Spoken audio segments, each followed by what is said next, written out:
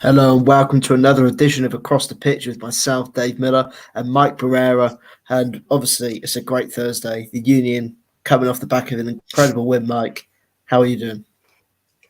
I'm doing good. I was lucky to be at the stadium last night, and needless to say, the energy was absolutely incredible. And I was just very, very happy to see a complete win from the boys in blue.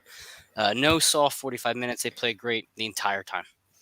Yeah, absolutely. I think it's a much needed win. Obviously, the Union have had their struggles over the probably last month and a half, 2 months. I think obviously they played 7 road games in their last 9 games. Obviously, so it's been a very, very tough stretch of games for them. So it's great to see them back in the win column with a convincing victory. And obviously, they really needed it after that Sunday performance against Chicago. We'll jump into that a little bit later on. But obviously, we'll discuss the latest news right now. It's not been as busy of a news week in the Union, well, the world of the Philadelphia Union. Only a couple of pieces, obviously. We'll start off with the happy, feel good news that Kai Wagner is officially an MLS All Star for the first time in his career. Yeah, I saw the video that came out when they announced it. So they had, the whole team was there, and then they had his son and I guess his wife come out with the jersey. So it was a pretty good, Yeah, feel good moment. He's one of the best left backs in the league. So it's good to see he got some recognition. oh, absolutely. He's obviously a fantastic player. I mean, well, as I said to my coach yesterday, he's gone about his business underrated since joining the Union. He's a very good player on the ball. He's very good defensively, and he's really good in attack as well. We saw that fantastic cross to Casper where he almost scored. I mean, the rest of the performance somewhat overshadowed a fantastic cross from Kai. He's obviously a fantastic player. And obviously, I found it quite interesting that he's the first Union player to actually make the All Star team in 5 years since Keegan Yeah, Rosenberg. kind of bizarre, right, when you think about it. But Yeah, he certainly played. It was actually one of the notes I want to talk about with Chicago. Not trying to jump too far ahead, but I thought offensively he was extremely strong with Chicago. yeah, Obviously, he had his free kick goal, but it seems like some people had been kind of hard on Kai of late. I think they were hard on the whole team as in general, but he really stepped up, and in the last two matches he's been absolutely excellent. yeah. I think obviously the Union has a lot of players that come under fire, a lot of criticism over the last few weeks. I think if you look at those players, I think he's probably one of the only ones that you can look at and say, I mean, there's not much more he can do. He's doing his job at the back. He's not letting people get past him. He's Right. obviously going forward. And as you said, he played a really good game, Yeah. like attacking wise against Chicago. And obviously, he's alluded to it plenty of times in press conferences earlier this year. It's just how important that Leon Flock is to allowing him to play his natural game of being that attacking fullback. And Mhm. since Flack's obviously become a mainstay in that team, he's been doing it week in, week out, bombed down the left hand side, getting assists. He's already got 3 this season, and now he's been rewarded with an All Star nomination and a goal. Yeah, I know. It was funny. So we were watching the match, and I was talking to you online. I said, "Oh, Matt Real looks like he might come on," and then he just, went off back to the warm up section where the other bench players were. But when Kai is playing as good as he is, you really cannot take him out. He has to start every single No, match, and he's earned the right. And he played great. He was just one of the many players that did excellent last night. exactly. And obviously, I think it's a question here that I'm going to ask you, but I know the answer to already. Is it much? Is it very well deserved? Oh, of course, yeah. I mean, and well, Jim mentioned it last night. The team will always get personal accolades when they're performing well, but a personal accolade, whether it be MVP or defensive player of the week, whatever it might be, whatever you can think of, it. Yes, it is a personal achievement, but it also goes an achievement for the team as a whole. If the team as a whole Yeah. plays well, then the people can be recognized individually. So, yeah, absolutely well deserved. And the defensive back four, which had a lot of questions coming into last night, really played a very excellent performance. So it was good to see it from everyone. Absolutely. And as you said, I mean, it's a team performance. It's about the players around him as well. And obviously, Kai, as we alluded to, obviously he excels in attack when he's got Leon Flack, but he Mhm. again, it's not just his attacking game; he's very good at the back as well. I Yep. can't think of many goals that have come from the left hand side of the Union defence this season. He's been fantastic, obviously, and as I said, he's gone about his business quietly. He's been very underrated since he's joined the team. he hasn't Mhm. perhaps got as much praise as you've seen other players from Europe come over and get. And I think it's just well deserved. And it's good to see a player that perhaps isn't a household name in the league, or do you know what I mean? He hasn't got his name written in the papers everywhere. Actually, get the recognition he deserves from not just Union fans, but evidently fans in the Eastern Conference and fans all over the MLS sort of stratosphere. Yeah, and he's so young too, which is great. Yeah, Hopefully you want him to stay with us for an extended period. With his talent, I don't think that's likely, but no, we'll enjoy him. We'll enjoy while he's here, and he's got a really really bright future. absolutely. As you said, he's only 24 years old, so I mean, there's so Yeah, much room for improvement. And hopefully, one day, obviously, saw Brendan Aronson score the winning goal for Red Bull Salzburg against Barcelona the other day, a couple of days ago. yeah, Obviously, there's that. Do you know what I mean? That he's going to be another in line to be one of the other Union players that will go abroad and make a name for himself in one of those European leagues, hopefully in the near future. Before we move on to another piece of news, obviously, obviously Andre Blake was the last Union player to actually make the MLS All Star team. But we all know Andre Blake's one of the best goalkeepers in the MLS, if not the best. He gets his yes, credit. Outside of Andre Blake, obviously Keegan Rosenberg was the last player. That's 5 years ago. So in those last 5 years, obviously it didn't have an All Star game last year. But in those correct. 5 years, the Union have obviously made the playoffs. I believe 3 times, 2 or 3 times, and only one player has made that All Star team. Does the Yeah. Union get overlooked by the rest of the MLS sort of world when it comes to things like this? I would say that the Union are built as a team. They don't have a superstar necessarily Yeah, that stands out. When you look at the roster, you look at a lot of good players. You wouldn't say that any of them are significantly great players besides Andre. yeah, And I think that's kind of why I think that, or they've had some the new players who have been good just haven't had that recognition yet, or have earned that right to be called to an All Star. So I'm not entirely surprised. I think the Union do get overlooked. I think for a while it was just they're overachieving. I think now as they're starting to get the supporter shield, obviously they're making significant moves in the Champions League. Now you're going to start seeing league wide and nationwide recognition for Union players yeah. and the team as a whole. Exactly. Obviously, it's a big month for the Union coming up with obviously New England and Club America coming up. As you said, it's about getting that sort of nationwide sort of and continental sort of wide recognition. These next 2 games are going to play a big part in helping the Union go that far. Obviously, Eric here obviously saying for sure the players get overlooked. There have been some amazing players that have obviously been key. I was shocked he's never been in the All Star game. He's Yeah. sort of been the one constant for the Union in recent seasons. I'm surprised Cashman didn't get into the All Star team in his first ever Union season because obviously he seemed to be scoring every single week, Well, every I other guess if week, and it's sort of. yeah, sorry, I Sorry. didn't mean to cut you off there, but I guess it seems like one of those times where he hasn't earned his name into that conversation yet. Yeah, So I think if Sergio played as well as he did last night all season, he might be in that conversation too. So it's sometimes absolutely. you have to wait your turn. I mean, you saw Brandon Graham take forever to be in the Pro Bowl, even though he absolutely Yeah, deserved it years prior. So you see it across all sports. Some players just can't get it. Vucevic for the Magic, took forever him to get to be an NBA All Star. So yeah, it's yeah. unfortunate, but it happens. I think the frustrating thing is as well, it's a lot of these things are fan voted. Yeah, So again, some exactly. players will do an awesome job, and you see it in the Pro Bowl every year in the NFL. Like you'll think, oh, this guy's done amazing this year, but then they'll be like, I don't know, or Christian McCaffrey, who's only played 5 games and not even broken 100 yards in, will get a Neil style game. Yeah, And it's sort of like, well, okay, obviously people are just voting in to watch their favourite players playing, sort of like, just make it like, it should be like a league vote thing. The players should vote for it, I feel. I think that would give it more value.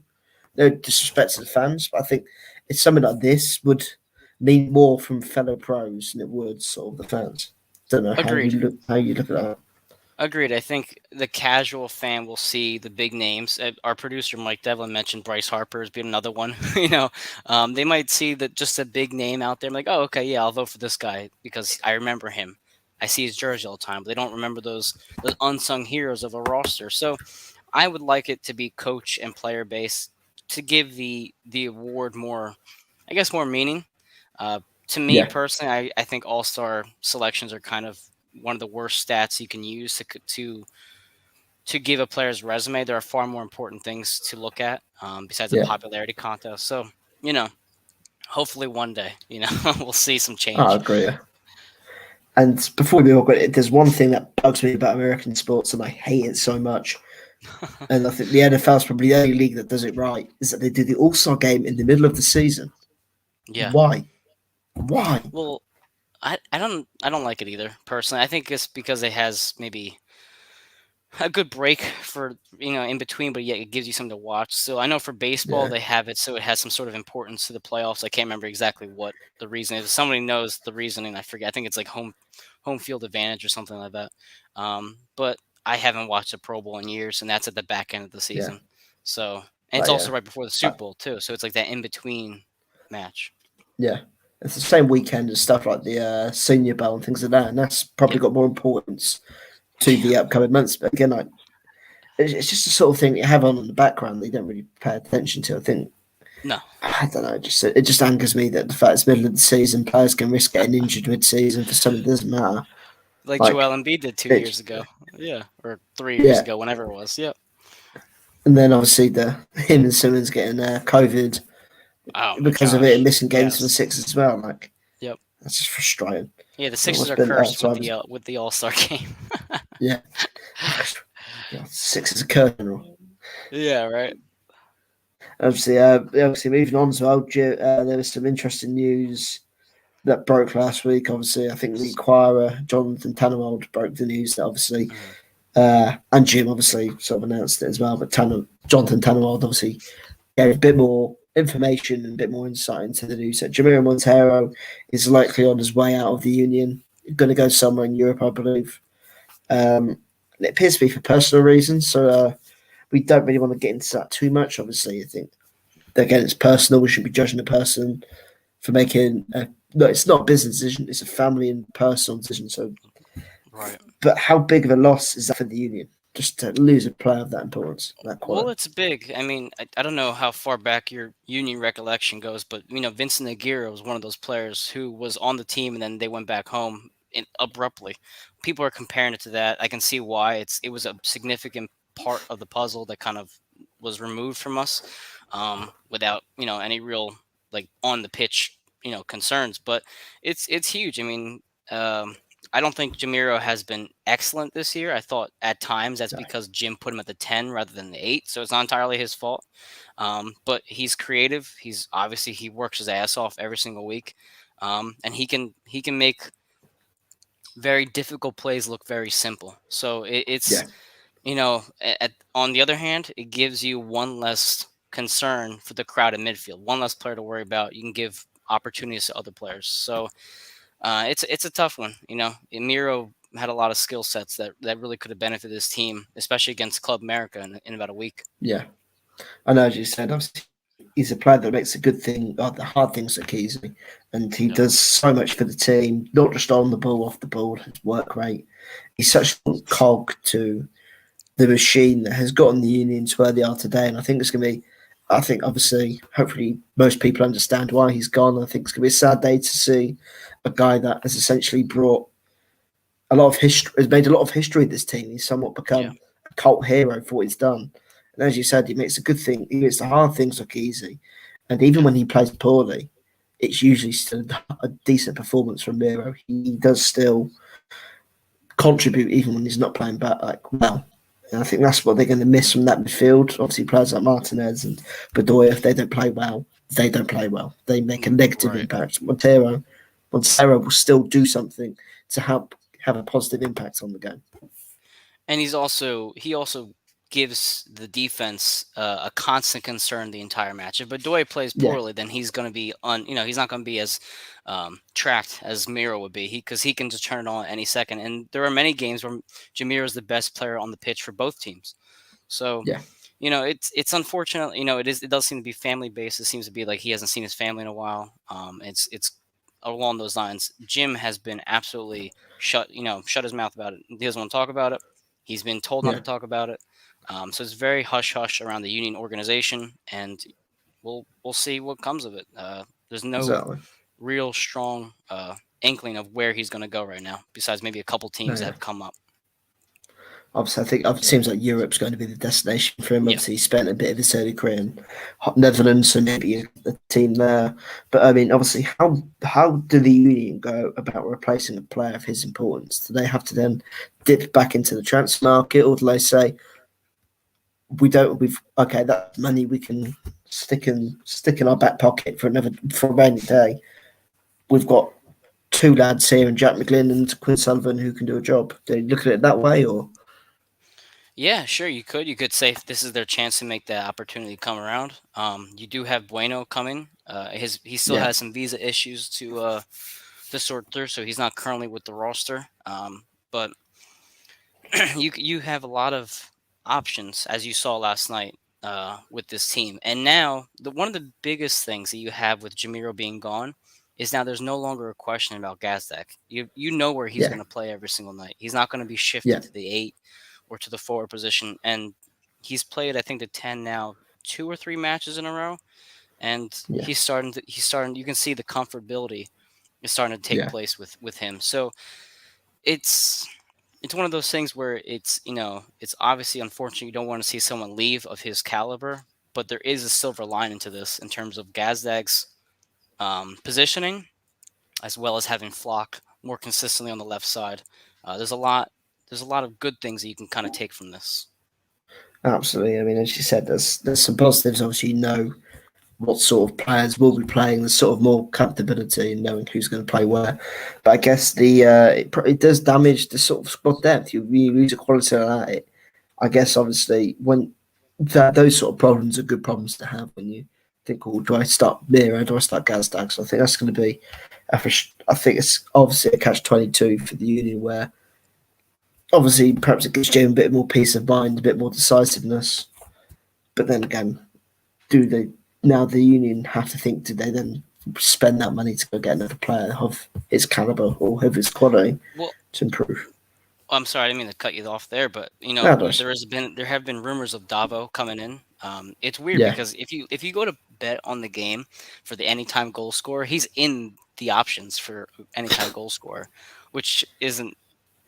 I guess it's kind of yeah, bizarre, but you know, one of the things with him coming into this roster is his creativity and his relentlessness that we've seen from the highlight reel so far. So you are bringing 2 players on that can do similar things to Jamiro from what we've seen so far from their highlights. So hopefully that might cover us for the rest of the season, and we'll exactly. see Yeah. what happens.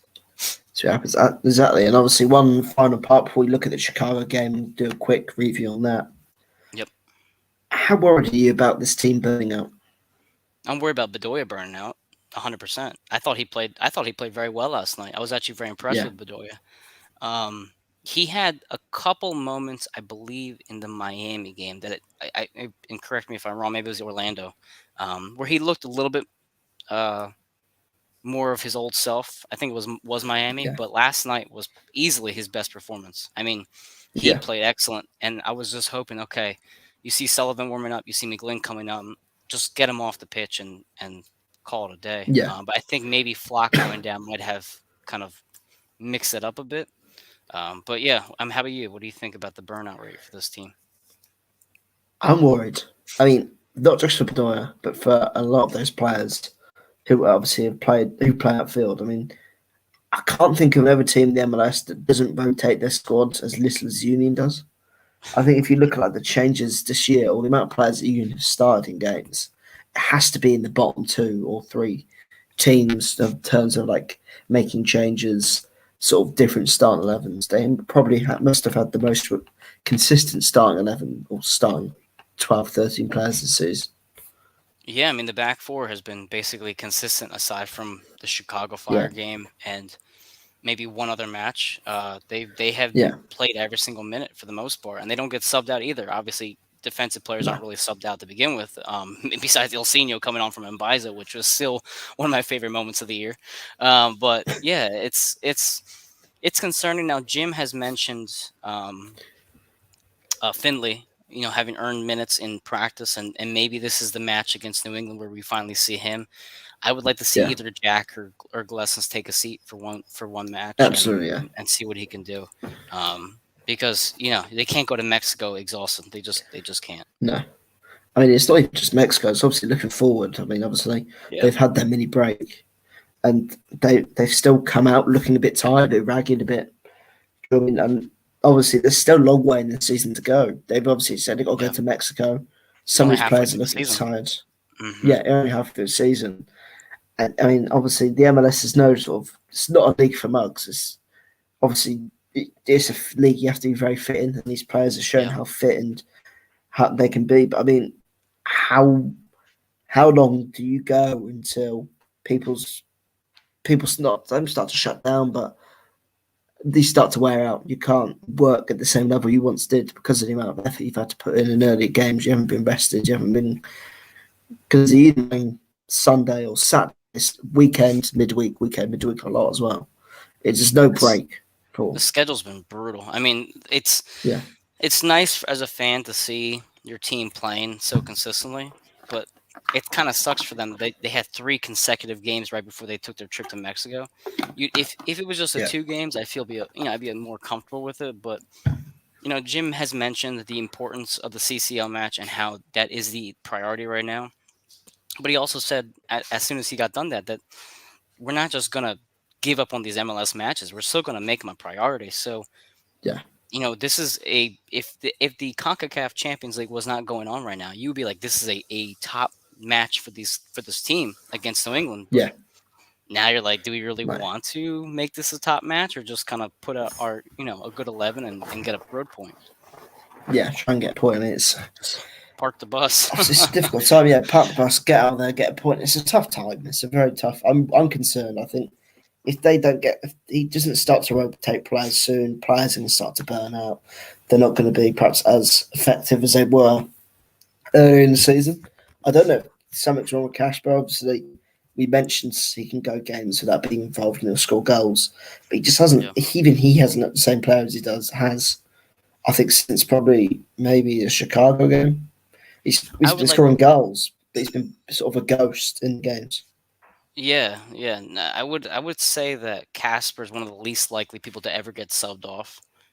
It's Yeah, always between Burke and Santos going back and forth, and we've mentioned, when he scores at the rate he's scoring, he deserves to play the match because he can score at will. But in a game like yesterday, you want to give someone like him a rest because at this point, you're up 3-0.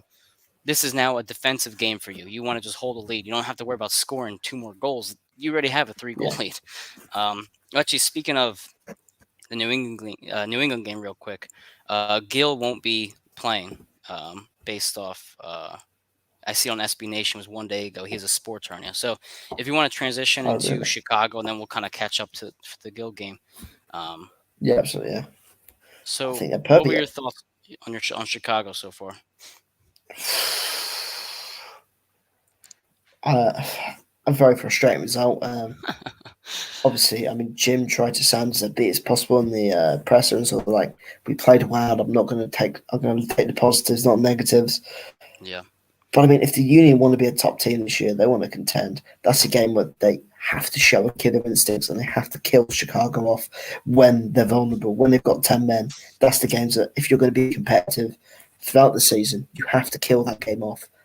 I know Hmm. it's 1-0, but they have to go in there and they have to kill the game off. It was such a frustrating game for the Union. It's It's Yeah, funny because you said last show the Union were going to get 4 points on this homestand, and they got exactly 4 points. But you thought it was going to be the other way around. You thought it was going to be Chicago that they would dominate, and then Toronto they would just kind of squeak by with a yeah, home point.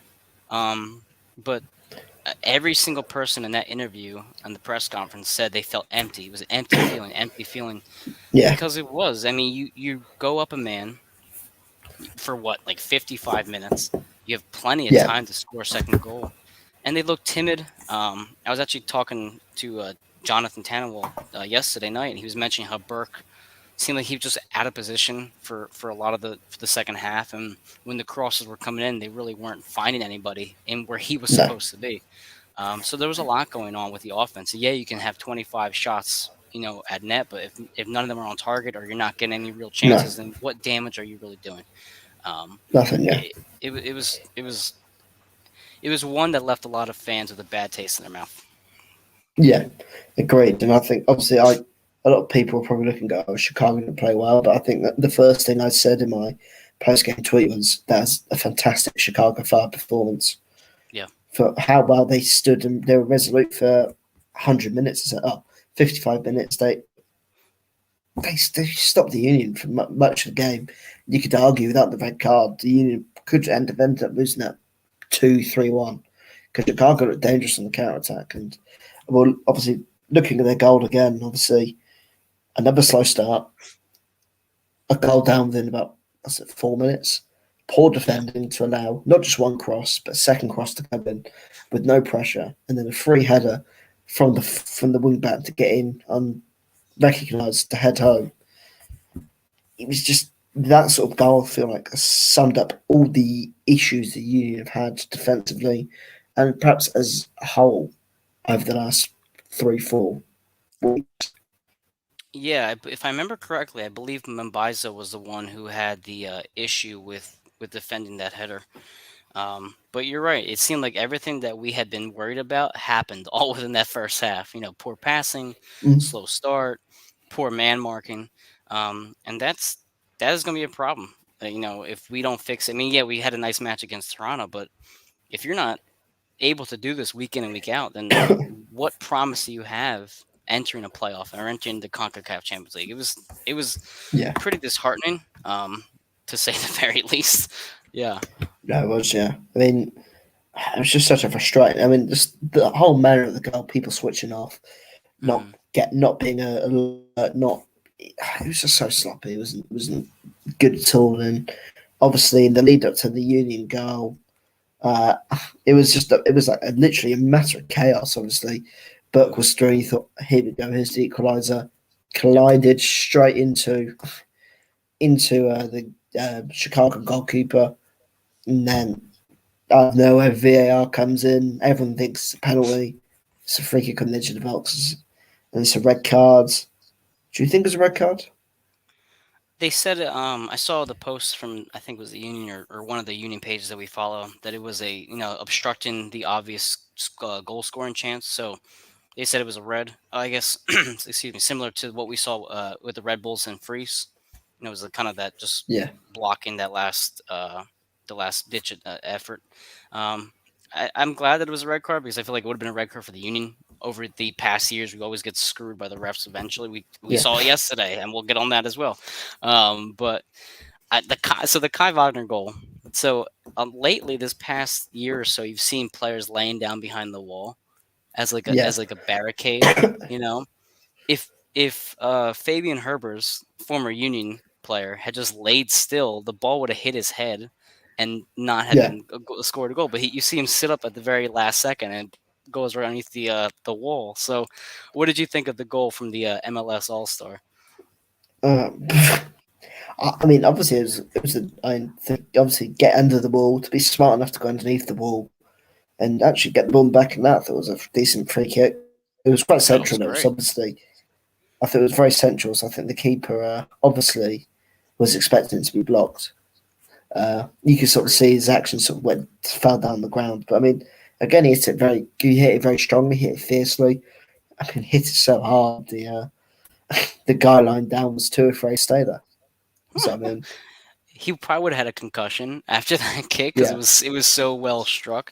But it was just kind of funny. Like, what's the point of being down there if you're not going to do your job and just laying down? no, yeah. Um, I mean, in reality, it did make sense for him to have but his it's head seen there. I do it mean, a it really couple didn't. times, and we've seen it across different matches. Yeah. Did make. I mean, if he was going to do it, he should have had his body the other way around. Because I mean, there's no way Wagner's going to hit his head from that angle. I mean, obviously, I was just getting all technical now. But again, obviously, looking at the towards the end of the second half, obviously Yeah. the Union at the end of that first half, I said it that they didn't want that first half to end there on top. There were great chances. They were putting a lot of pressure on Yeah. the Chicago goal, and then obviously the second half, it just like a flip sort of switch. They went back to their normal selves. They looked a bit sloppy. The passes were a bit misplaced. They looked naive and willing to put the ball in the box. And again, are they scared? Are they scared to attack? Are they scared to make a mistake in attack to lose the ball waste an opportunity because that's what it looks like at the moment. Well, it was okay. So I think this kind of segues us into the Toronto game a bit. So I'm gonna end the Chicago review by saying I don't think people realized until last night how important Sergio is to this offensive attack. Oh yeah, he's Um, brilliant. they looked like they were looking for someone to score. Like, okay, is it your turn, or who's going to take the shot now? Like you have in our agenda, they look scared, they look timid, they look. We said this for the past 2 days.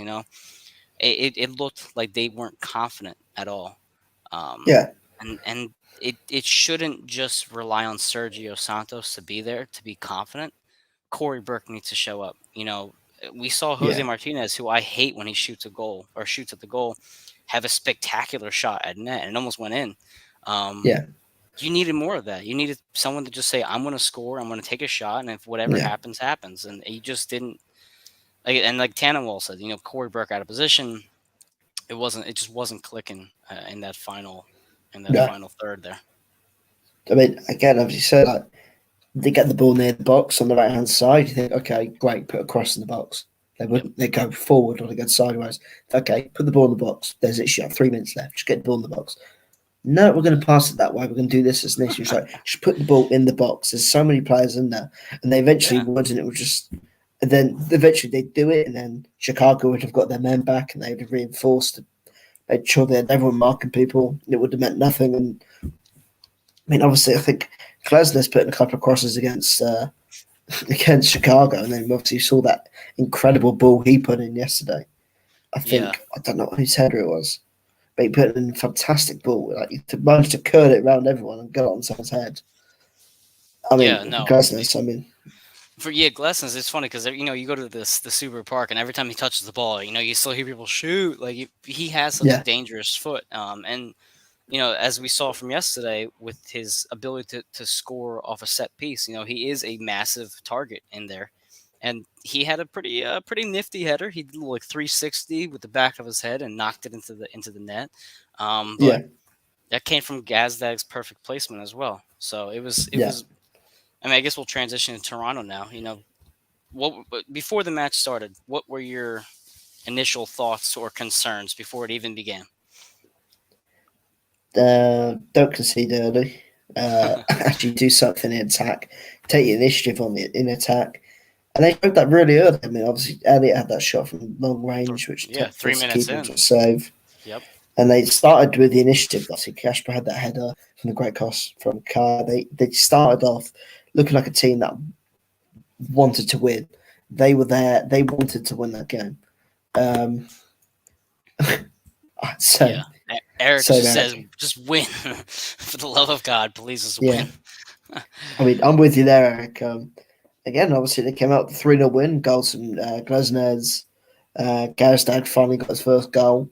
And then, Yep. and then Santos. I mean, obviously, looking, as we said, they had the quick start. They showed that attacking sort of killer instincts that they haven't shown in recent weeks. And then, obviously, as you said, a great header from Glesnes to get them on their way from a perfect Gazdag corner. Um, so, what did you sort of make of before we discuss the entirety? Like, move on to actually Gazdag's goal. How did you rate his performance? Oh, I mean, I thought the first 15 minutes of that match were the best 15 minutes I've seen from them offensively in I mean, a while. Maybe all season, if not going back to Yeah, last season. They played exceptional on the defensive side and on the offensive side. They were just firing all cylinders.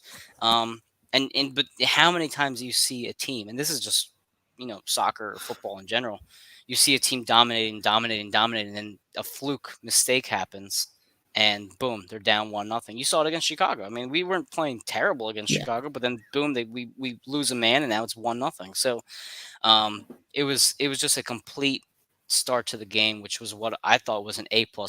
As a match as yeah. a whole, I give it an A. I give it an A+. I mean, I can't see a part of that game that looked suspect. I think one of the biggest mistakes was Mbaizo had a scary ball around the end of the first half, maybe early Uh, second half. That was kind of like, oh shit, like get yourself together here. But besides that, I really can't think of any negatives. I mean, what would you grade it? I think obvious A, right?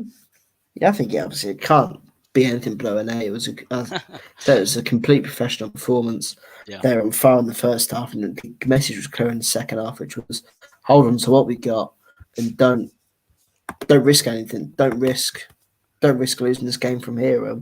Obviously, Gosden's got us off to a fantastic start with that great header, and then the penalty for the Perfect. Union. Obviously, Yeah. It was a oh, I was perfect going to say, segue with Eric, with the ref saying that he was a little, or Eric saying the ref was suspect. So the penalty comes, and this was not suspect because it was for the Union. So what did you think of the penalty when Sergio got the call? they're the ones that are always going to be given. Yeah. Sergio had no chance of getting the ball if he'd gone past the goalkeeper, but the referee is always going to give it. If the striker runs into him, tries to knock it past the keeper, it's always going to be a penalty. There are those, what's the word? They're guarantees. They're sort of the guaranteed penalties. If the referee, if this boss, if you're going to go into the goalkeeper, or the goalkeeper's going to position himself to try and get the ball, he comes for it, doesn't get there, and he makes contact with the striker, even if the striker's not going to get the ball, it's always going to be a penalty for obstruction. Obviously, it's not a Yeah. red card because he made a genuine attempt to play the ball, but obviously, I think it was a penalty. And then, obviously, he had a couple of chances actually before he even had the penalty. Gazdag, I think, had the shot blocked from close range, but he finally, after weeks and weeks, he's finally got his first Union goal with an emphatic penalty. I had been placing like a small bet on him every single week to score a goal for like maybe 5-6 weeks now, because I was like, as soon as I don't, or 5 or 6 matches rather, as soon as I don't place a bet on him, he's gonna score. And I almost didn't last night. I was like, maybe I shouldn't. Oh, really? I'm glad I finally did it. But Profit, yeah, yeah. yeah, exactly. Finally, I thought he played very well. He had him and Santos had a good connection. You saw a lot Yeah. of times they kind of played off each other well. But after the match in the press conference, Jim mentioned that they had designated Daniel to be the penalty kick taker before the match had even started. And Yeah. Gazek has said, he's confident, and he looked. I mean, he looked very confident going up to that ball. He kind of knew where he Yeah. wanted to go, and before even though the keeper picked the right side, it wasn't an issue. He went right to the back of the net. So I thought he played really well. I mean, what do you think that this is finally him breaking out into a comfort with his teammates? I think, yeah, you can say that. Obviously, I think he's now starting to really, what's the phrase? He's starting to now properly. He's adjusted to the team. He's become Yeah, accustomed to the style of play. He looks like he knows what he has to do on that pitch now. He looks comfortable. I think he knows how he wants to play. He's starting to adjust to the style and the pace of the MLS. He's adjusting, or he has adjusted to what Jim wants him to do. So he's looking much more comfortable. I think he's getting better game by game as he goes along, as he gets more comfortable, as he gets more acclimatized to the league. I'm really excited that we can do in the next couple of weeks. yeah, and he also had some assists there too. So it wasn't just goal. He had a well-rounded game. I think Yeah, you could argue if Santos didn't have the most miraculous performance, you would say Gazdag might have been the man of the match.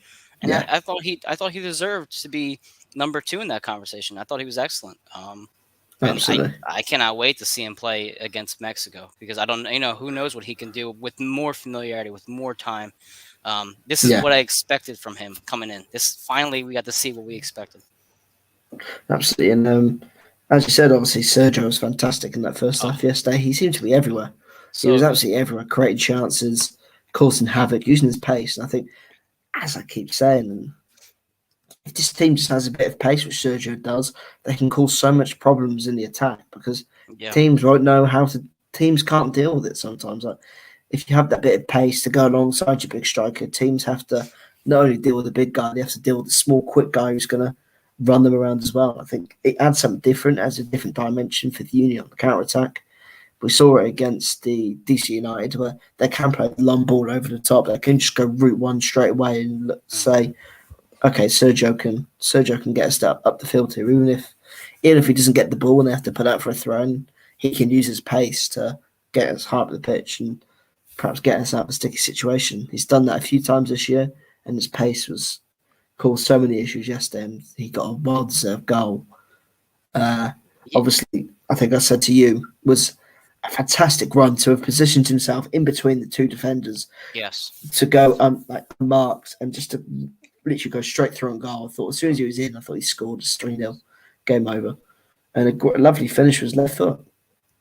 Yeah, so it's funny. I think if you look at the Union, if you ask fans about the Union, they'll say they don't have a playmaker, like a true playmaker on this team, right? Someone, Yeah, let's say like Nani, some higher level, well-known caliber star on their team to make a difference. Santos last night looked like he was that player. Like, okay, he's on the yeah, pitch, he has the ball. I mean, you saw if you saw the footwork, the trickery he had in the box to get around players to make maneuvers, he had the beautiful back heel to set himself up for a goal scoring opportunity. It ended up being a corner kick. Um, I mean, he looked like another style of caliber player that the Union have never seen offensively. I mean, he was absolutely yeah, brilliant. Um, and it was one of those things where everyone just fed off that energy. We have been pretty hard on Jose Martinez and his caliber of play, but Jose played excellent last night, and most importantly, yeah, his passing was very good, and his pass to Sergio. I mean, yeah, you want to give Sergio all the credit in the world. He had a great run. He was perfectly in place, but Jose's pass yeah. to Sergio was elite. I mean, that was a top notch pass. So No, absolutely. it's if I think we saw it against Miami. The whole entire team looks sluggish without Sergio. Yeah, And Eric brings a great point. I'm trying to bring his question up now to the screen. Can he consistently, not just now, but into crunch time with playoff position and the playoffs, also CL as well? And that's a great question. um, Sergio has not always been healthy. You saw him limping off the field last night. Sergio has not yeah, always been consistent. Maybe finally he's breaking into his role and feeling that comfort level yeah. that he can perform at a high level. What do you think? Do you think this is what we should expect from him now every single week? Um, I think yeah. I mean, obviously he's done it before, not just now, but he's done it past times as we mentioned before. I mean, he did it in the MS's back cup. He put the team on his shoulders. He essentially was the main reason why they got through to that semi-finals because of his That's true. goals and the way he led the attack. Um, but yeah, obviously he hasn't played the CCL game this year because of injury. I can't remember him playing against Atlanta. I But thought he yeah, did. he might have played the second game then because it was Fontana and That's right. It was Fontana. Casper. Yeah. Let me go. I mean, do the research quickly. But yeah, I think he can. I mean, you can't. I think he's a competent player. I think if he gets in the Yeah. groove, if he gets in that rhythm, he can cause teams a lot of issues. And we've seen it the last few weeks where his confidence is slowly growing. He's starting to become. He's going in that sort of phase where everything somewhat is going right for him. He is doing. I don't. He's getting into. He's going to form. He's getting to form at the right time, with Yeah. Casper sort of fading off a bit, and obviously Corey perhaps not scoring. Obviously Corey just come back from international duty. He's taken the responsibility his last few weeks, and I'm really excited to see if he can carry on going into this tough stretch. Well, one of the questions we had given to us by Zach from Dupe on the River Pod last show was, who do you put in there? Do you go with Burke? Do you go with Santos? Who do you start? Who is playing better right now? I think before the Gold Cup, we would say Burke was playing at a very high level. He had the goals against Chicago. He had a very, Yeah, very strong game against Columbus. So we thought, okay, Burke is playing well. Santos is kind of that energy off the bench. But right now, you can't sit Sergio. You need him on the pitch no, for 60, 70 minutes. I mean, yeah, there's no doubt about it. You saw it against Miami. You are a different team when he's off the field. But yeah, Corey and Casper are similar in a lot of ways in terms of their style. Corey is a very strong type of forward. He'll just body his way. He'll position himself. Casper will position himself well, but Santos is the one who can make a play with his yeah, footwork and with his speed, and that's absolutely, really, really what this team needs more than anything. yeah. Is That, that like it's you his have been speed? preaching Oh, sorry. over and over. Yeah, yeah. Go ahead. Yeah, as I say, is that it's his speed. He adds something different that no one else in this team does. No. He has. Oh, his game is something no one else in this team has. Obviously, Corey and Casper are very similar players, and if they both start up front together, you don't essentially the union can't just sort of they don't have that outlet where they can hit it long and hope that Sergio can chase it down or maybe Right. force a mistake. They have to sort of play the ball out from the back. They have to keep possession to essentially get up the pitch. Whereas as we've seen it in the recent games with Sergio, they haven't just had to, as they like to do, keep possession, slowly work their way up the pitch. They've been able to, go long. They've been able to play passes from the halfway line and try to get them through on goal. There's been that extra option. They've been able to perhaps attack the game differently Yeah. as opposed to, as we've seen when they've had Casper and Corey, they've been a bit more cautious with their approach. They've not, you know, put the ball long as often as they have. They've not tried different approaches. They've all sort of played the conservative. We'll try and play out the back and we'll do it in our own time. Which And obviously, yeah. no, I was just saying, Go sorry. ahead. It also puts more pressure on Kai and Mbaizo to have perfect crosses the entire match because y- you're not going to break away from anybody with Corey and Casper necessarily. So what has to happen? Then you have to make proper out to in movement to get a goal. With Yeah, Sergio, you saw with Jose, you just kind of send the ball and just make him put something together by himself, and that yeah, keeps the defense honest. It makes them play differently when they know they can be beaten from behind rather actually, than yeah, just being crowded and kind of muscling their way out. So yeah, I think my question has been answered. I think Sergio is the most important forward out of the three. And I was talking to yeah, again, like I said, I was talking to Jonathan last night, and he mentioned how many matches have there been three forwards of late? There haven't been. It's either been no, Corey or Sergio, and you had your chance against Chicago, and then he gets suspended. So finally, you have these three guys together again, and you see what happens when you have that connection. It's a lot of fun to watch. I'm really no, yeah, excited to see Sergio these next two games for sure. absolutely.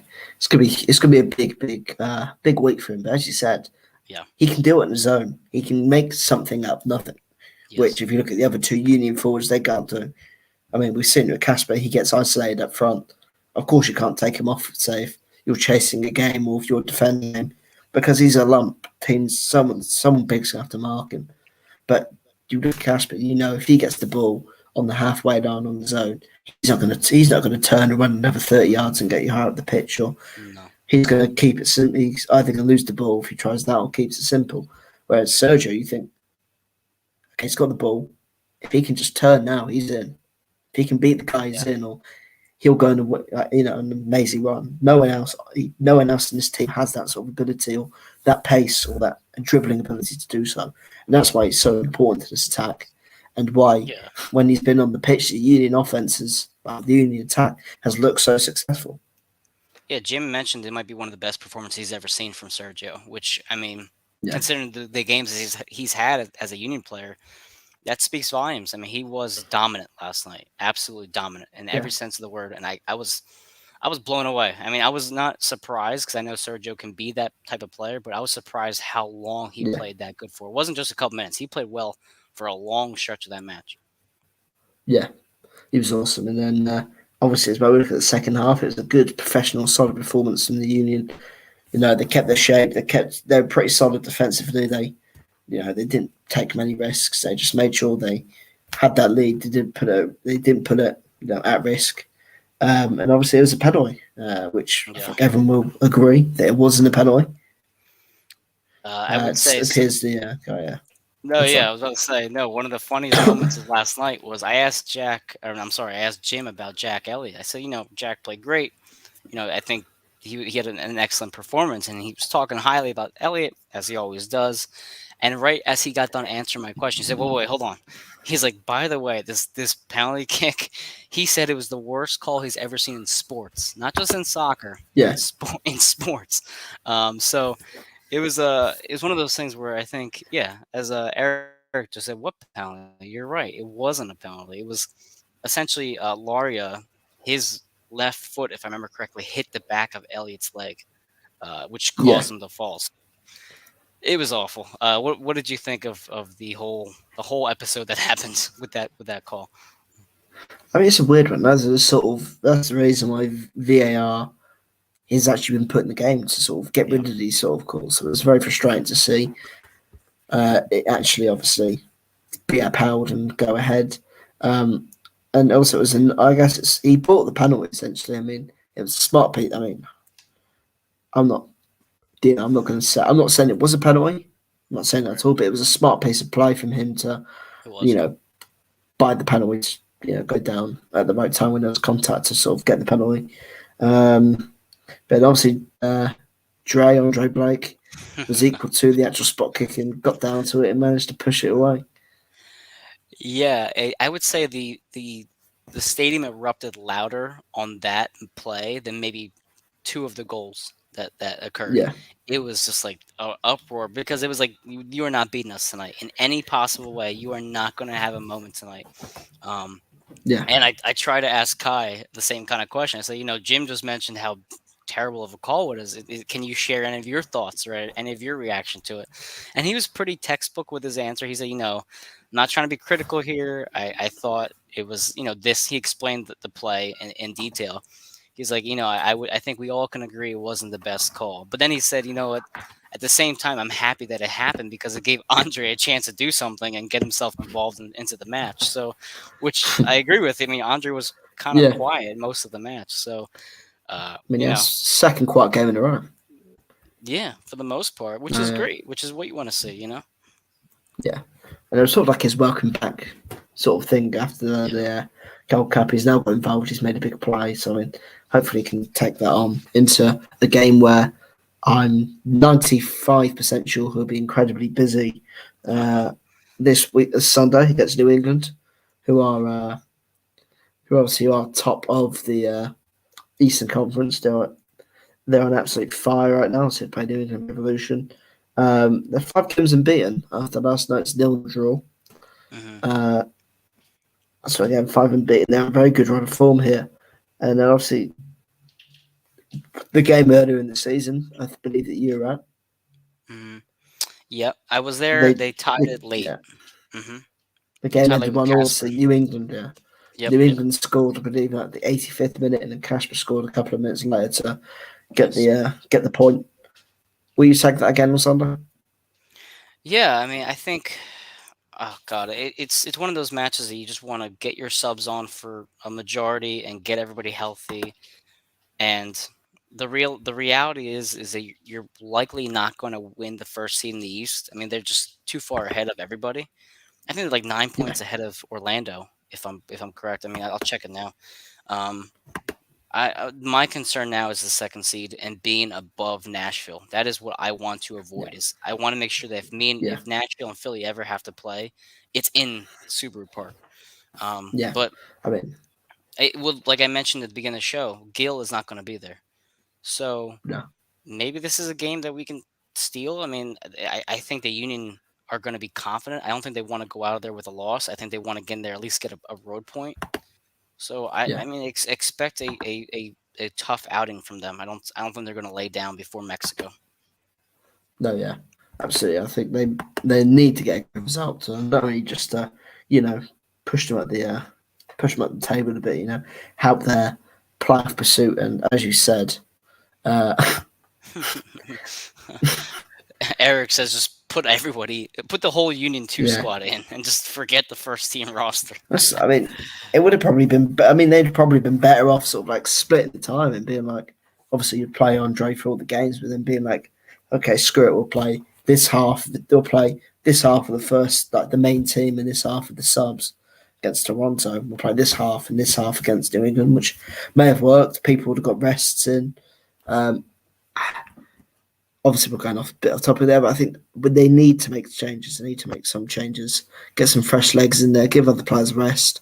I mean, on Sunday, it's not ideal. I mean, New England are the best team in the conference, but I want to see the likes of Stuart Finley, Matt Rayal, Beglin, Sullivan. I mean, I wouldn't be upset if I saw, obviously, we know how important Santos is, but if they decide, screw it, we'll give Santos a rest and we'll go with Burke and Shabirko or whatever. I wouldn't be mad at that.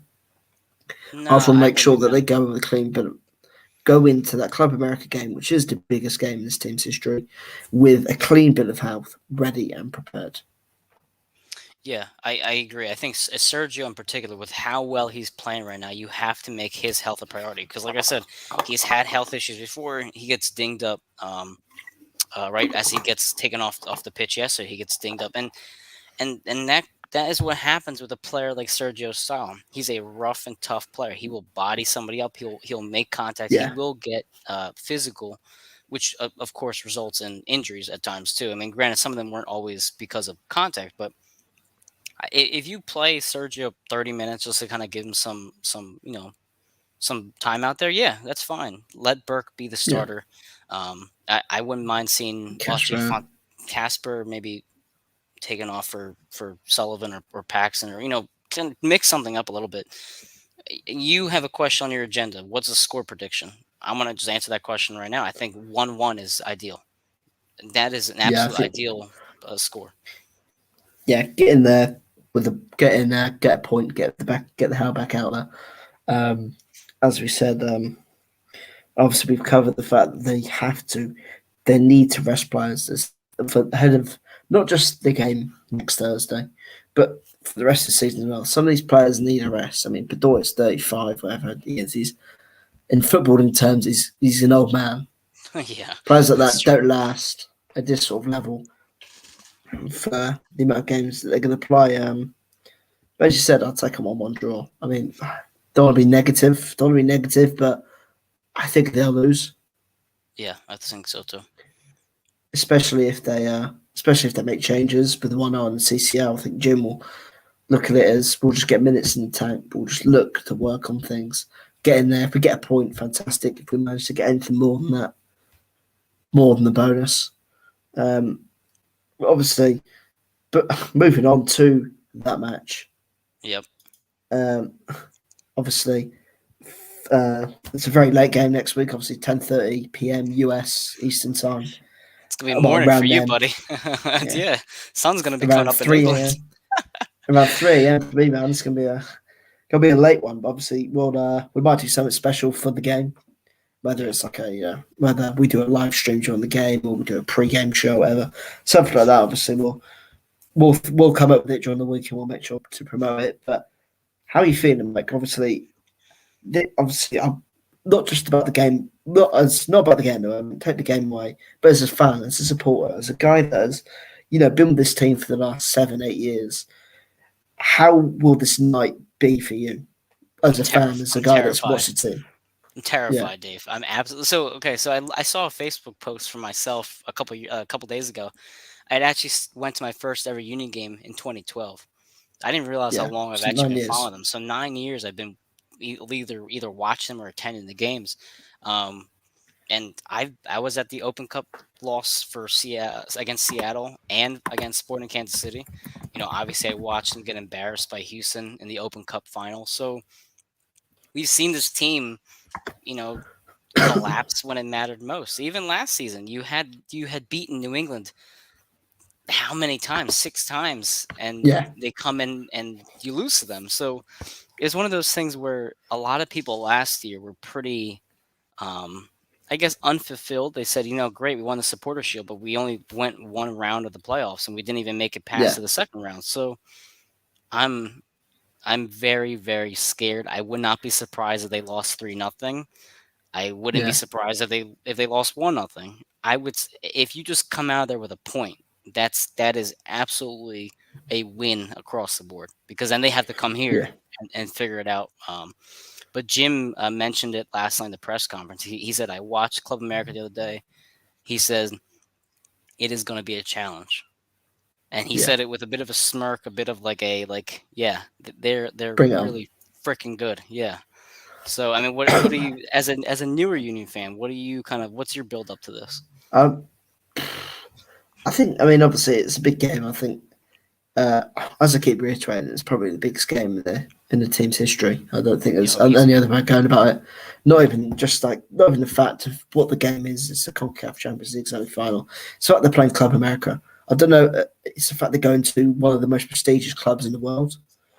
Over 100 years of history, Yeah, that is steeped in history, is on the probably the best team in the North American region. It's such a big game, not just for the club in general. It's going to be so big for them to I mean, it's going to be a big moment as well. But I mean, I don't know. I'm excited. I'm nervous. Obviously, it's going to be a big game. It's going to be a big night. Obviously, fingers crossed they can go there and they can just do themselves proud. I think that's the main thing. Go there, be competitive, and come back to Subaru Park with something to play for in the second leg. Even if they lose 3-2, 2-1, get an away goal, and you think, okay, we just have to win 1-0. Eric is one, a long-standing Union fan like myself. He says nerve-wracking. We know this team's history. Now that we're here, I'm happy to be able to see it, but nervous. However, on the other hand, we've also seen this team punch far above their weight before, which is Absolutely, absolutely true. I mean, 100% true. you have you mentioned the team of Club America and their history. You're also going into Estadio Azteca, which is one of the most recognizable and one of the hardest places to play. Period. Yeah, I mean, it is going to be an atmosphere that I would say majority of those players have never seen before. never. I Yeah. mean, I was going to say, it, are the fans back in Mexico? I don't know. I believe so. I mean, I should know that since my family's all Mexican. Yeah, I have to ask them. But just knowing from being in that country tens of times and seeing the way this country loves the sport, it's an obsession, it's a religion, just how it is for you guys in England, just how it is for any of the yeah, teams internationally. um, and they are going to be on top of those players like they have never seen before. So that's what I'm most nervous about. I'm yeah. not nervous about the quality. I think they're going to put together a good game plan. Oh, Eric just said he heard it was limited on the post game show. So That could limited be capacity could be great, but great for the even Union. still, yeah, it could be a huge break for the Union Yeah, because when they come here, yeah. it's not going to be limited capacity.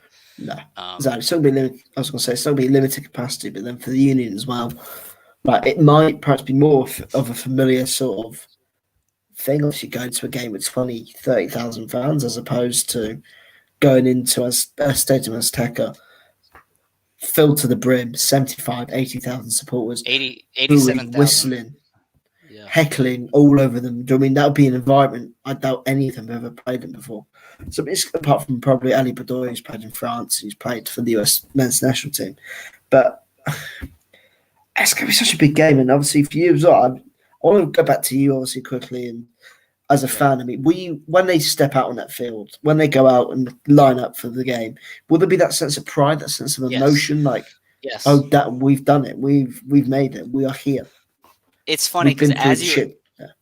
I was going to as say you were asking me we've that, been through shit. Oh yeah, God, no, you go. Yeah, absolutely no. As you were asking me that question, the first word that came to my head was pride. I will like. I mean, Dave. You already know me at this point. I am the Union guy on yeah, Twitter. I'm the Union guy all about the birds. Like I am. I bleed this team through and through. It is going to be a proud moment to wear the jersey, to absolutely. watch the game, and be like, "This is my team in a stadium that they had no business being in 3 years No, ago." It's gonna be pride. It's pride if they win. If Dave, if they win this match, and I'm putting the reporter and the media guy aside. If they win this match, I will be absolutely fucking ecstatic. Like I mean, in beyond words, no. ecstatic because it's huge. I mean, a lot of the Union beat writers are Union fans themselves. I mean, again, I think it's going Yeah. to be a proud day. And I mean, listen, I mean, I don't know when the press conference will be for the game. I don't know if I'll be able to do it, but I will. I want to sit there. I want to say to Jim, look, whatever you guys do, just go there and make everyone proud. Just go out there and just play your hearts out. Just make us proud. Even if you go and Yes. lose 3-0, if we see that you guys have gone for it, you've put an effort and you fought to the last second, who cares? This is a sort of game where the occasion you want to go there, you want to be competitive, you want to win. Every team wants to do that, but like go there and just do yourselves proud. Go there and make everyone proud. Whatever happens, people will back. People will be supportive, even if they end up losing 2-0. Do you know what I mean? As long as they've given it their best shot and it's evident. Do you know what I mean? It's a very weird game to go into. I feel. Well, it's funny because how many times have we seen this team play a man down, off a red card, down a goal, and they have rose to the occasion. Every single Yeah, there's one thing about this Union team that I will say this season in particular, through the good and the bad, Not a single person can deny the effort that they put in, especially No. when their back is against the wall. You saw it against Atlanta. You saw it against Chicago, even both Chicago matches, if you want to say they came back on them. You saw it, Yeah. against Atlanta in the CONCACAF Champions League. They had an abysmal first half, and they come back and smack them in the mouth. You have seen this team play their hardest when nobody thinks they have a chance. And Yeah. I'm trying to find the sports line on it right now to see if I can find the spread. But I guarantee they're huge underdogs going into that match. So that is one thing that I'm a bit optimistic about, is that they will Yeah. rise to the occasion and prove that they belong where they're at. Exactly. And I mean, looking at the Club America's run into the tournament, they played Portland Timbers before the Union, Yep. and they drew in Portland. So clearly, I mean, the Union obviously battered Portland 3-0, and they beat Portland 3-1 at home. So I mean, obviously, the Union probably are a better team than Portland. Yep. I don't know. I mean, That's been the thing. Yeah. we beat them pretty soundly, but they were also undermanned. So I can't say Yeah. we're a better team than Portland. If you look at the standings, I would say we're probably neck and neck. I Level. had Yeah. it up, I lost it. So I can't compare us to Portland because we're a different team than them. But Yeah. it does give me promise that at least Portland was able to control them, because if they can control them, then we have a chance to control them as well. Yeah. Whether we're the same team or not, we have a chance. It's just having to go there and come away with the result. Obviously, now, as you said, we're both nervous. We know the magnitude of this game. Comparison. Well, compare it to like a game in England. To sort of say, if my team Gillingham was about to go and play, I don't know, Arsenal in the FA Cup, or we're about to play a good Premier League team in the FA Cup, it's sort of like we'll go there. We just want to give it our all. This is the sort of occasion it is. It's a game that there's no shame. Well, there's pressure. Obviously, you want to impress, you want to do well, but there's no Yep, pressure if there's no negative consequences if you lose. You sort of give it your all. People aren't going to be angry or upset. Um, that's true. obviously now for Nothing to you, lose. Yeah, no, yeah. Obviously, we'll look at this game as well. As you said, it's a horrible pitch to play in. It's horrible conditions. I don't want yeah, to be negative here. Could this be a game? I don't again. I don't sound negative after all the promise we've given, but could this game, with the conditions, as Stadium Azteca is known for its hard, brutal sort of, it's above sea level, it's hard to sort of yeah. sustain yourself. Could this be a game that becomes one step too far for these constant Union starters like Mbiza, the centre backs, Bedoya? Do you know what I mean? Could this be the game that is a step too far for them? I agree. I think that Jim has preached how good his conditioning team is, and his staff, and their sports training, and you can see it on the field. I mean, they had a absolutely grueling month early in the season. They played well every single match for the most part, and that goes to conditioning. So I believe Jim knows that his guys cannot be burned out entering Thursday. So I'm hoping that the changes are made on Sunday, and then they are just ready to rock and roll. And I'm hoping that they've Yeah, done some sort of training or something to help them maybe mimic those conditions, or mimic what it may feel like to be in that environment. So yeah, we'll have to see how good that staff really is. absolutely. And obviously, that's the frustration as well. They've got to travel to the game. I don't know if don't know if they can stay overnight, or if it's going to have to be travel there on the day, or I, I don't know It's a what the travel 6 hour restrictions are flight. like. Yeah, 6 hour flights. I presume hopefully they can travel there a couple of days beforehand, get themselves acclimatized, get ready for the game, and have a bit of rest when they get there. Do you know what I mean? They can actually rest when they get there, and I don't know. I mean, again, it's such a nerving game. Hopefully they can. Hopefully the conditions are right for them. They go into it fully healthy and unscathed. But obviously now the big one: score predictions for the game. I know for New England we said 1-1. For Club America, I would be thrilled with 1-1. I would love a 1-0 game, because I would love to keep them off the score. That's my absolute, Yeah, like, amazing outcome. 1-0. I think they're gonna lose probably 2-0, 2-1. I would say, yeah. yeah. I think Unfortunately, if they can get out there with the away goal and they can lose by a one goal deficit, I think they'll be in dreamland. I think that will be the obviously a draw will be amazing, but I think if they can go there, lose 2-1, get out there with an away goal, 1 goal deficit, everything to play for. You know you have to go and win Subaru Park irrelevant at that point.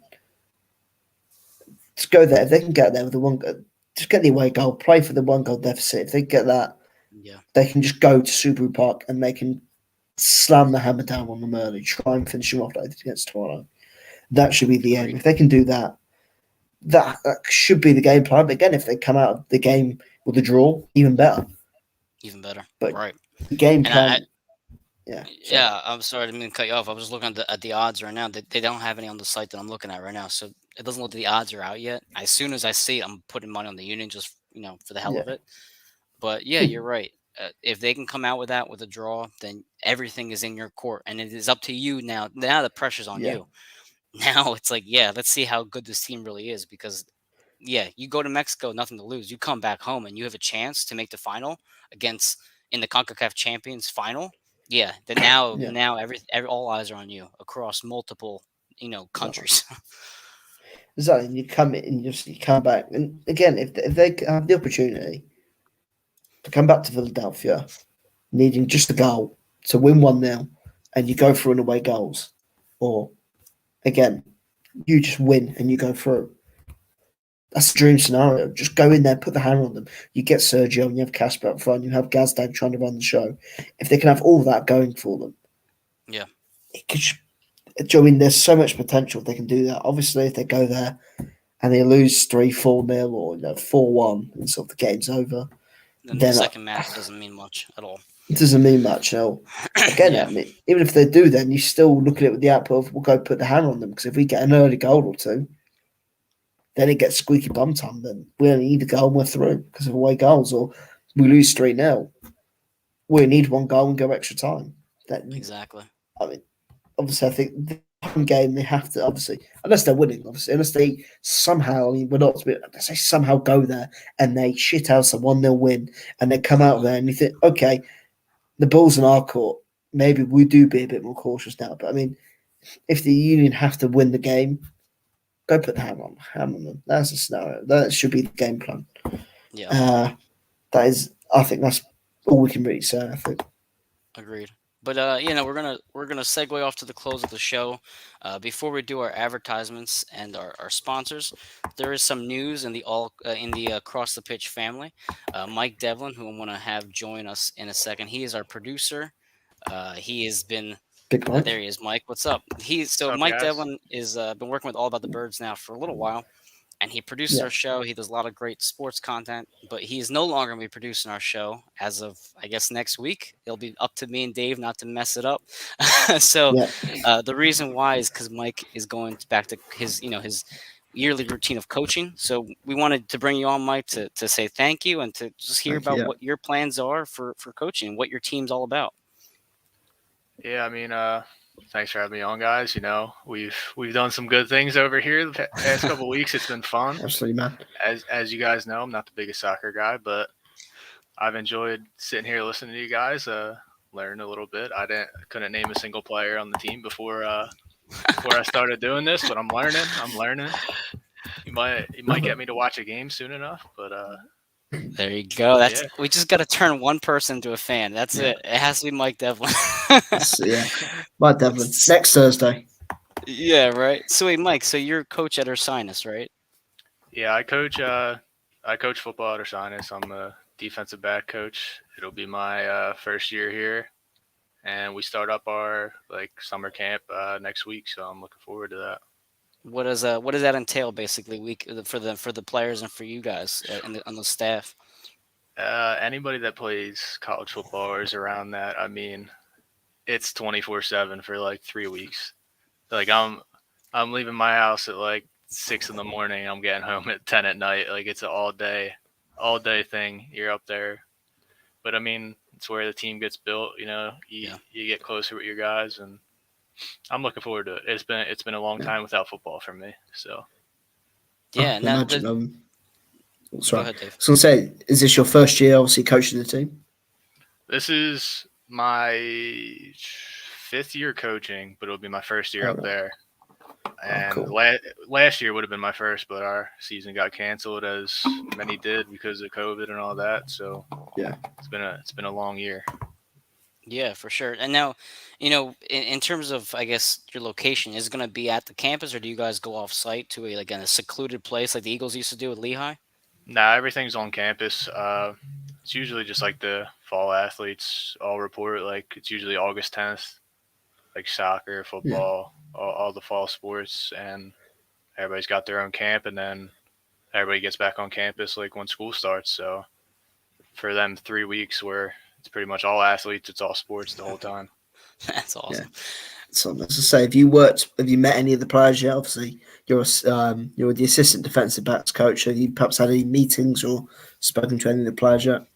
Yeah, I mean we've had our spring practice, so it's like 4 weeks during April. We have our spring practices, which is pretty similar to camp. And we didn't have a season last fall, but they allowed us to practice towards the end of fall.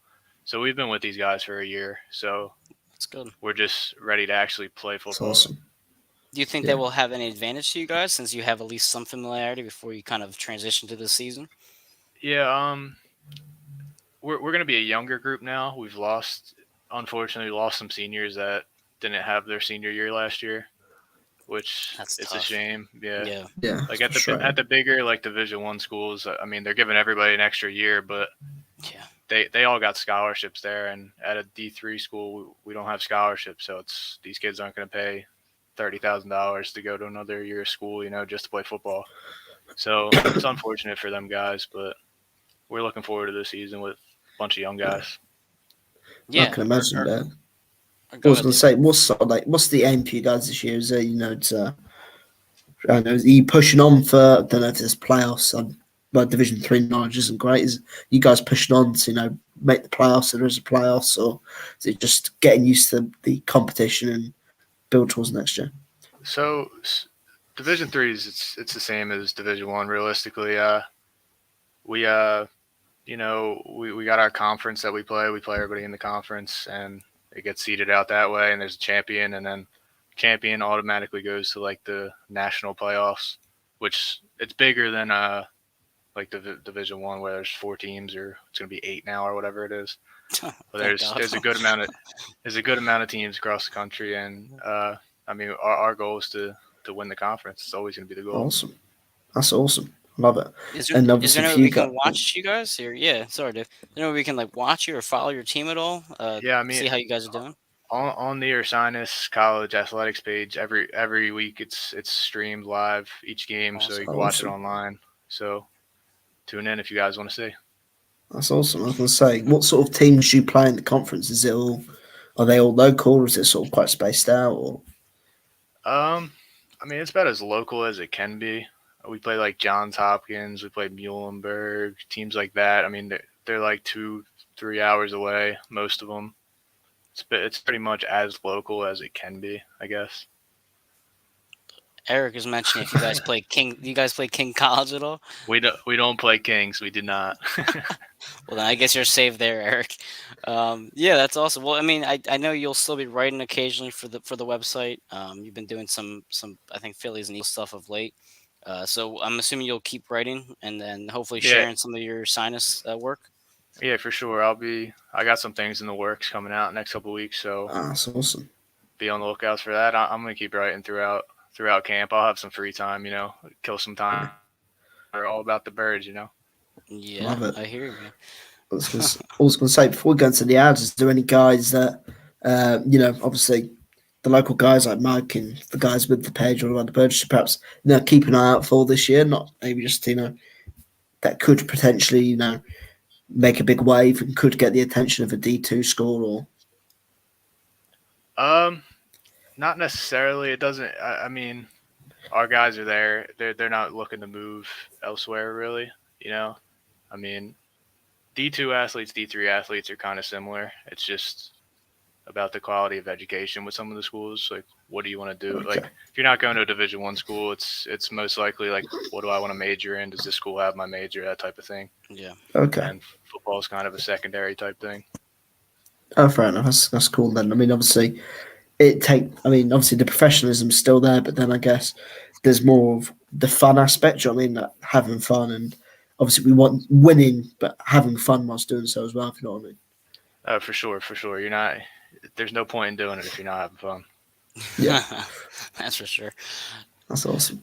Yeah, but Mike, we wanted to bring you on because obviously Dave and I had never produced, and we really had no idea what we were doing to start the show to begin with. So it was nice to have somebody in the background making sure we didn't screw up or have all Yeah. these banners come across. So we appreciate you working with us. Hopefully, you actually will watch a Union game soon and finally get into soccer down the road. But until then, you'll have to just follow us online and keep up that way. Yeah, For sure, absolutely, for sure. yeah. Thanks for having me, guys. No worries, yeah, mate. Awesome. Thanks so much for everything you've done for us, man. Thanks, guys. Nice. That was our producer, Mike. Obviously, his last show this week, going off to coach with. I can never get the name right. A Sinus, that's it. Sinus. A Sinus D3 school. So, I mean, if you're local in the Philly area or the Pennsylvania area, you can watch them. As Mike said, you can watch them online on the athlete's website.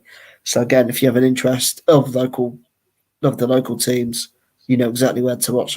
Watch where our guy will be every weekend with his team, hopefully to win the championship and get to the national sort of playoff finals.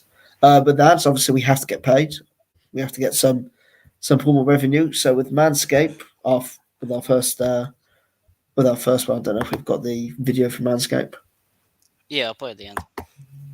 Awesome. So with Manscaped, obviously, if you want to get the manual of the perfect gift, we're getting the Manscaped Lawnmower 4.0. You heard that right? The Lawnmower 4.0. Get 20% off plus free shipping with the code AATBirds at manscaped.com. Imagine surprising your man with a sleek, well-designed and optimized body hair trimmer that says your balls will thank you. That's 20% off free shipping at manscaped.com and use the code AATBirds. Then with OzJam, which obviously is a very cool sort of application. OzJam is the #1 software platform for sportsbook bandits. The software shows you how to make risk-free cash or FanDuel, DraftKings, and other bookmakers with the arbitrage calculator, and you'll never lose a bet again. So sign up today. And with Statement Games, another sort of cool thing if you're into your fantasy sports or gambling, check out Statement Games Incorporated for a fun new way to play fantasy sports and entertainment. You can win gift cards, prizes, and more. And it's free to sign up as well. So you can sign up at the link below. And then also as well, 99 jerseys. We've seen some cool jerseys with guys like Chip on Chips and Dish, which is one of our shows you can watch. And our Wednesday night report, which is the All About the Birds main Eagles show. So with 99jerseys.com, you can get 20% off your next order by using the discount code AATBirds20 and check out their wide selection of kick-ass jerseys of your favorite sports movie characters and throwback jerseys of some of your favorite stars. So again, order at 99jerseys.com today and save 20% off by using the discount code AATBirds. And obviously as well, we have our own shop, which helps promote all of our sort of all our shows, all our content and everything like that. And I don't know if Mike's managed to get our shirt up. Yeah, I don't know. There's the beauty that is. Well, that is my favorite. I still have to get it. I'm sorry, That's Johnny. awesome. I know you built That shirt is awesome. So again, Yes, get it is. all your Across the Pitch gear and all about the Birds Network gear from all our shows at aatbirds.com/shop. And then lastly, with All About the Birds social media, follow, like, and subscribe on all About the Birds social media platforms for all the greatest and latest content on Facebook, Twitter, YouTube, and Instagram. And if you missed a show, if you end up missing tonight's show, if you're just tuning in now, you want to catch up at the beginning, you can watch any of our content on YouTube and Apple Podcasts. And you can also, if you want to rewatch the show here on Twitter or Facebook, whatever, you can literally just, once the broadcast has ended, you can literally restart it from the start and just toggle around with where you want to get up to date with. And obviously, you can do that with any of the shows you've missed on social media. But you can also watch it on YouTube, and you can listen in on Apple Podcasts. So make sure to get subscribed and notified on Apple Podcasts, on YouTube, and on Twitter and on Facebook. You can get notifications that specifically notify you when we go live with live like shows tonight. We go live. We do live stream videos.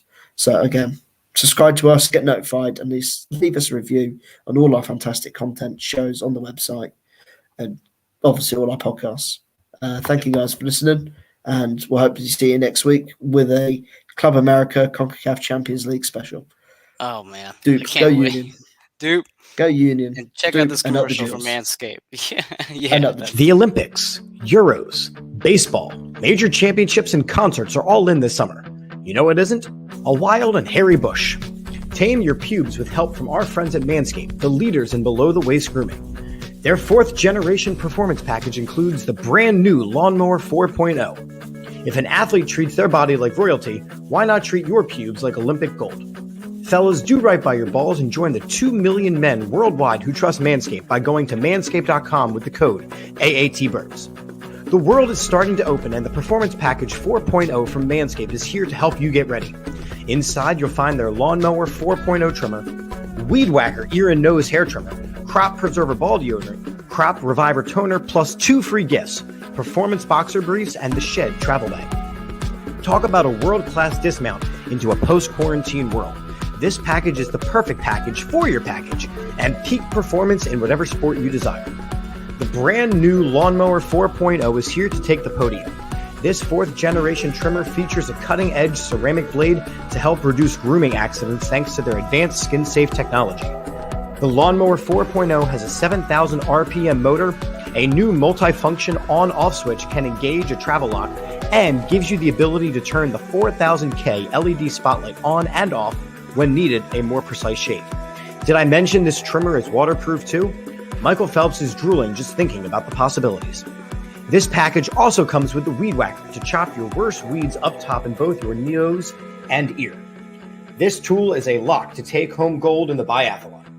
The Weed Whacker is also waterproof and uses a 9,000 RPM motor-powered 360-degree rotary dual-blade system.